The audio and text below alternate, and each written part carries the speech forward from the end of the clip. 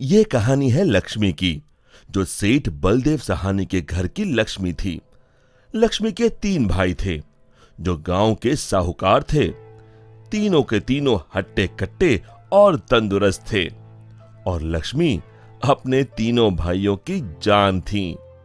जब लक्ष्मी 18 वर्ष की हुई तो सेठ जी ने लक्ष्मी के विवाह के लिए घर में पंडित जी को बुलाया। यजमान, बेटिया की कुंडली जिस युवक से मिल रही है वो एक बहुत ही साधारण परिवार का है।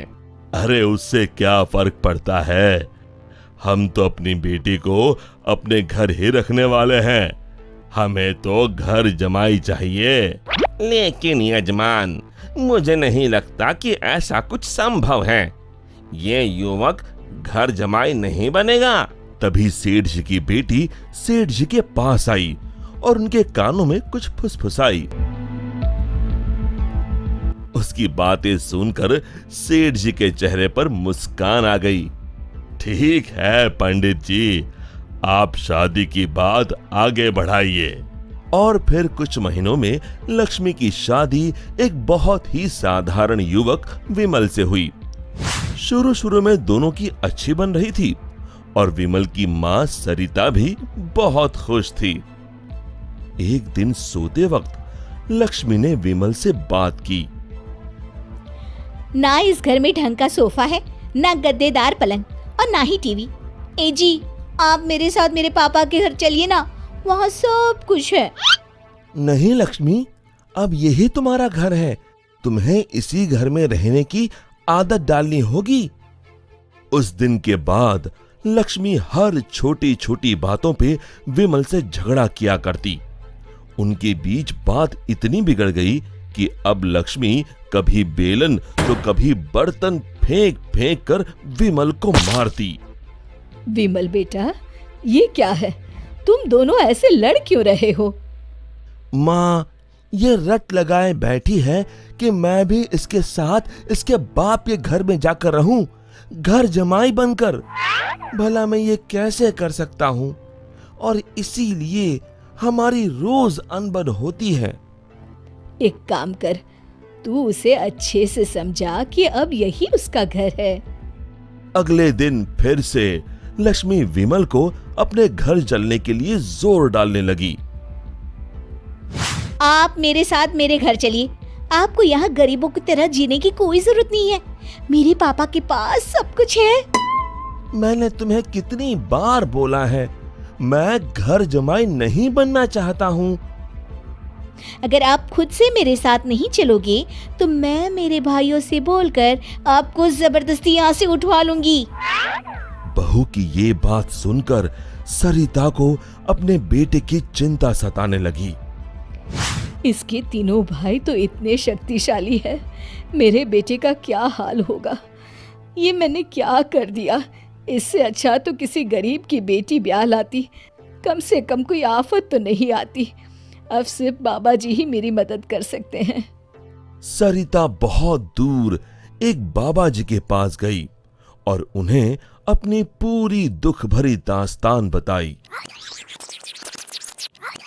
अब आप ही बताइए बाबा जी, मैं अपने बेटे को बचाने के लिए क्या कर सकती हूँ?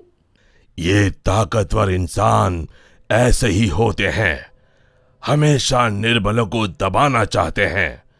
अब सिर्फ गुफा में रहने वाली डायन ही तुम्हारी मदद कर सकती है, सिर्फ वही तुम्हें ताकतवर बना सकती है, जिससे तुम अपने बेटे को बचा सकती हो। बाबा जी, मुझे ये डायन कहाँ मिलेगी? वो उत्तरी दिशा में मिलेगी, लेकिन उससे मिलने से तुम्हारे प्राण भी संकट में आ सकते हैं। अपने बेटी की जान बचाने के लिए मैं कुछ भी कर सकती हूँ। सरिता उत्तरी दिशा में निकल पड़ी और गुफा तक पहुंचते पहुंचते उसे रात हो गई। कोई है यहाँ? क्या आज एक इंसान यहाँ खुद चलकर आया है? वो भी मेरा खाना बनने। मैं आपसे मिलने आई हूँ। मिलने? मुझसे? हाँ। वो भी खुद चल के? बताओ बताओ क्या बात है? सरिता ने डायन को अपनी कहानी सुनाई।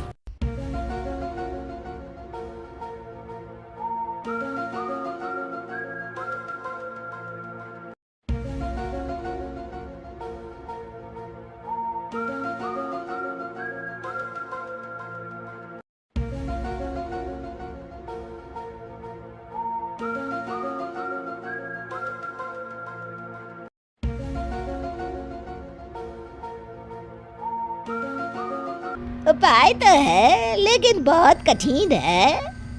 मैं अपने बेटे को बचाने के लिए कुछ भी कर लूंगी। तुम्हें मेरा श्राप अपने ऊपर लेना होगा, जिससे मेरी सारी शक्तियाँ तुम में आ जाएंगी। तब मैं आजाद हो जाऊंगी और तुम डायन बनके यहीं गुफा में रहोगी और ना ही सूरज की रोशनी में निकल सकोगी बाहर, क्योंकि डायन की शक्तियाँ सिर्फ रात को ही काम करती हैं। क्या तुम्हें ये मंजूर है? विमल को बचाने के लिए अगर मुझे डायन भी बनना पड़े तो मंजूर है। डायन ने कुछ जादू किया और डायन की सारी शक्तियां सरिता में चली गईं और अब डायन आजाद होकर एक औरत बन गई और सरिता डायन बन गई। यहां पूरा दिन हो गया था। विमल ने गांव में जाकर मां को ढूंढा, लेकिन मां कहीं नहीं मिली। रात को वो घर पहुंचा तभी लक्ष्मी उस पर बरस गई। ये सब सरिता अपनी शक्तियों से देख रही थी और उसी समय सरिता डायन के रूप में वहां पहुंची। सरिता को डायन के रूप में देखकर उसके पैरों से मानो जमीन खिसक गई। सरिता जोर जोर से हंसने लगी।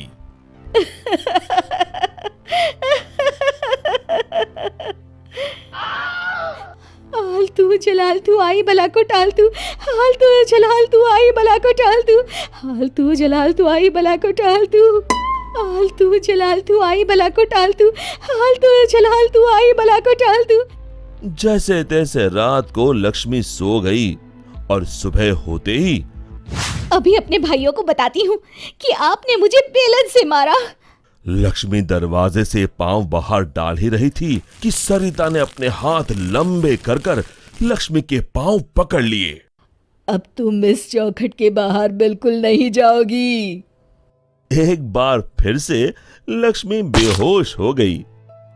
अब जब भी लक्ष्मी कुछ बेतुका करने जाती थी, सरिता बीच में आकर अपने बेटे को बचा लेती और बेचारी लक्ष्मी डायन से डरकर घर के कोने में दुबक कर बैठी रहती।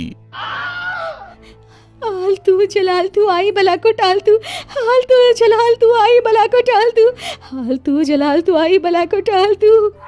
विमल दिन रात अपनी माँ को याद करके रोता। तू कहाँ है माँ? कहाँ चली गई मुझे छोड़ के?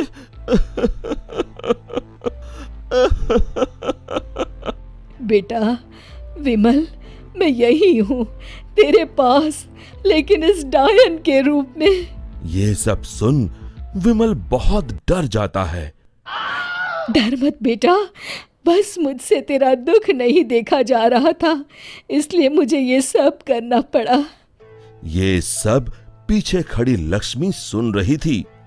तभी सरिता ने उसे अपनी शक्तियों से दीवार पर लटका दिया।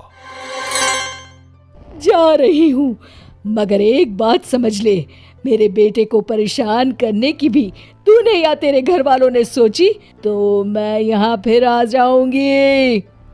जी जी जी माँ जी।